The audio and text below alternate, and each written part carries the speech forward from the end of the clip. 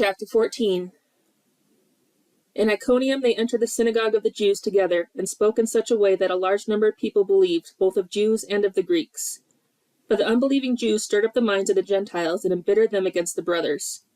Therefore they spent a long time there, speaking boldly with reliance upon the Lord, who is testifying to the word of his grace, granting that signs and wonders be performed by their hands.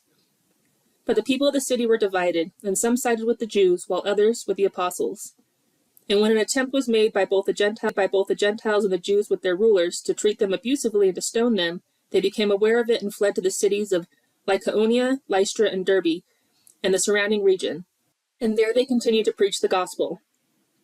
In Lystra, a man was sitting whose feet were incapacitated. He had been disabled from his mother's womb and had never walked. This man was listening to Paul as he spoke.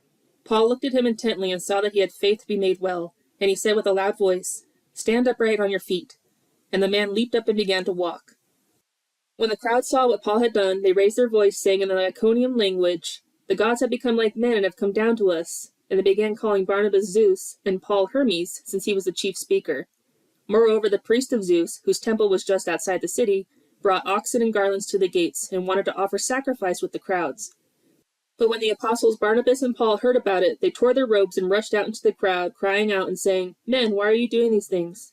We are also men of the same nature as you, preaching the gospel to you, to turn from these useless things to the living God, who made the heaven and the earth and the sea, and everything that is in them. In past generations he permitted all the nations to go their own ways, yet he did not leave himself without witness, and that he did good and gave you rains from heaven and fruitful seasons, satisfying your hearts with food and gladness." And even by saying these things, only with difficulty did they restrain the crowds from offering sacrifices to them.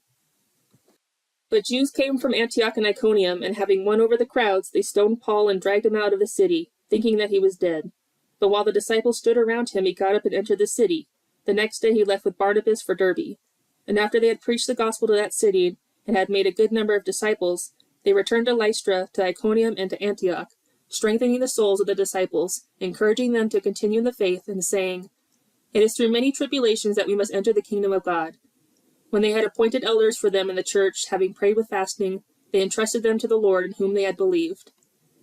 They passed through Pisidia and into Pamphylia. When they had spoken the word in Perga, they went down to Attalia, and from there they sailed to Antioch, where they had been entrusted to the grace of God for the work which they had accomplished.